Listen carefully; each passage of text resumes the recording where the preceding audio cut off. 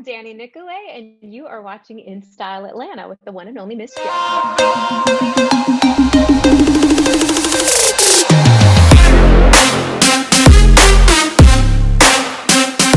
We've all seen you on Family Matters. You are now a writer, an advocate. Tell us how you got started into all of this, especially the acting. Oh gosh. Well, you brought up Family Matters, so that makes me feel 1,002 years old. But that also was my very first job. I got started because I was a crazy kid that um, knew that I wanted to be an actor and wanted to be in the entertainment industry. And I was fortunate enough to come from a family that was just crazy enough to let me do it. And yeah, I don't know. I genuinely was extremely blessed and lucky. Um, for anyone out there that wants to be in the industry, it really only takes kind of one person supporting you and encouraging you that you can do it. In my case, it was my mother. For anyone watching or listening that doesn't have anyone doing it, please allow me to be that person for you. I support you and I love you enough. You really can do it. It really is possible. I am from a tiny little town in Ohio, and I've been on one TV show or another since Family Matters. So yeah, I had a little support from my mom, and I took some classes, and I auditioned for some agents and got one. And before I knew it, I was booking work, and knock on wood, been doing it ever since. Yes, and we are enjoying watching you do it. Your Thank you. most recent role is on The Flash as Cecille Yeah. Horton. And so in this season, you go from being a district attorney to now joining Team Flash. Tell us what we can expect to see Cecille, how we can watch her grow, what changes we can see from previous seasons with her role.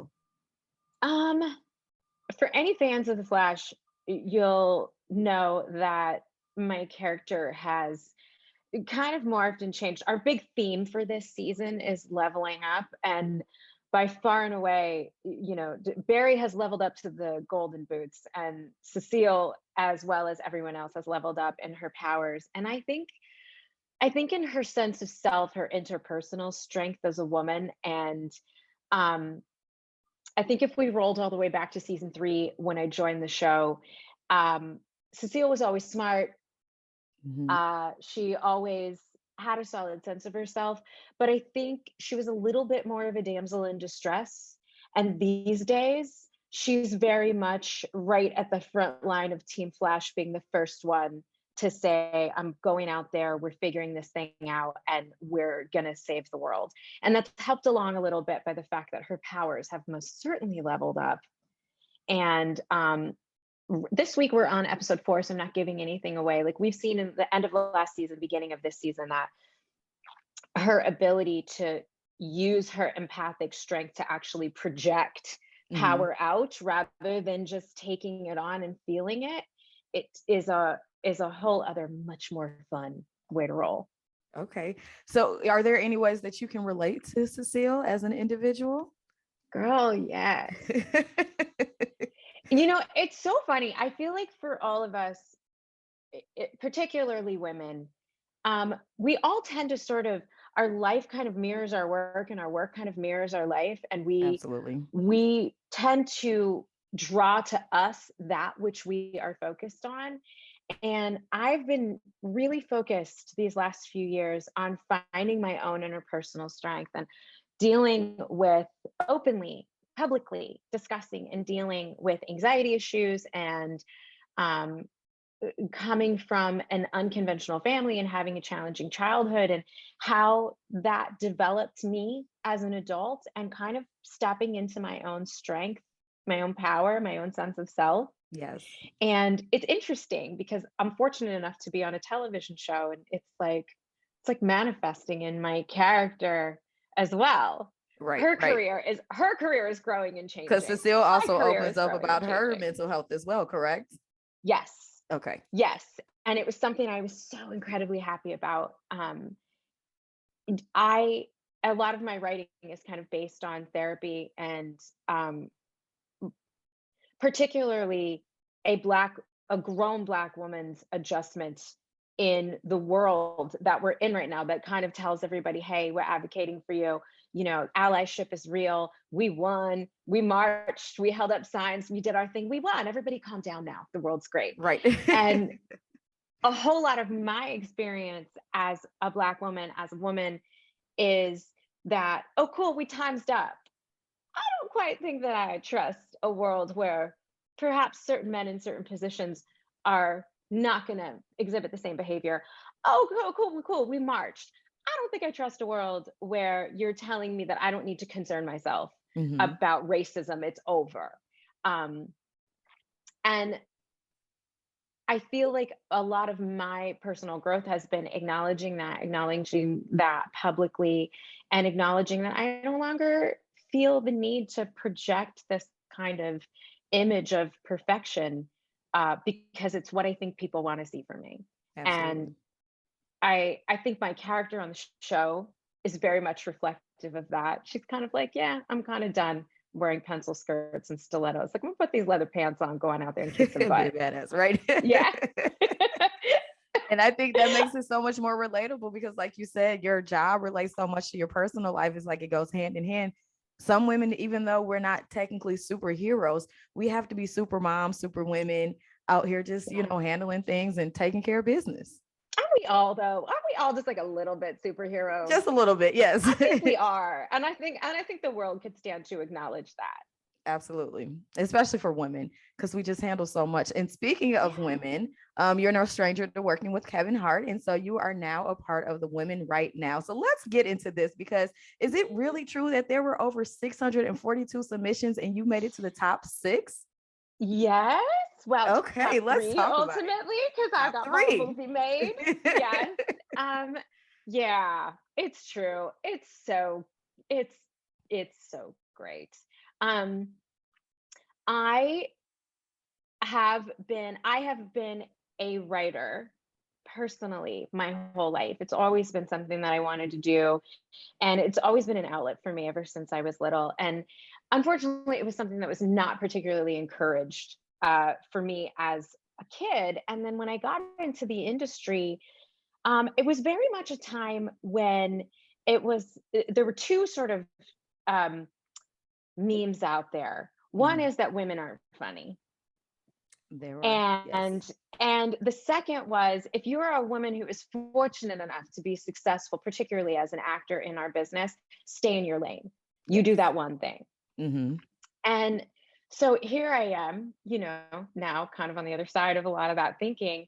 And I found out that Kevin's studio, LOL, yes, my boy has a studio, was sponsoring this program with the Sundance Institute. Like, what could be more prestigious, to give Black female comedy writers a shot? And you know, women who are in the industry already, women who are looking for the opportunity to have their voice be heard. And then that same opportunity, so ultimately write your short film, submit it. A group of really prestigious people will read it, and ultimately they'll decide on 3 of them and make these projects. And then these films will premiere at the Sundance Film Festival. And running a parallel along with that is giving the opportunity for 3 Black actresses who have aspirations to direct, to give them an opportunity to direct these projects. Which is so exciting to see women in these roles leading. Once again, they're leading, coming full circle to what you were just saying about Cecille. It's all coming full circle. I'm telling you, I can, and experientially for me. So I for sure, there's 3 wonderful women directing, all friends of mine: Gabrielle Dennis, Brescia Webb, and Megan Good. And Megan and I got paired up together for my project, which was called Black Karen. You can make a lot of assumptions from the name and you'd be right. Yes. And Megan and I really just creatively shared the same vision for the project. And I had the most incredible time shooting this film. It was really wild for me to be the writer and not the actor. Really, really wild. And so exciting to watch my words come to life. And Brescia Webb ended up playing my lead character, which is great because we've done, you know, a couple films together before. We did Acrimony together. We worked on Born Again Virgin together. So like we're real in tune with each other comedically. And what a joy I was to going to say, watch so I'm one sure that friend. made it even probably a little bit easier for you with this project. It's incredible. And we have these amazing women producing. Kevin is amazing too. We have fantastic male producers as well.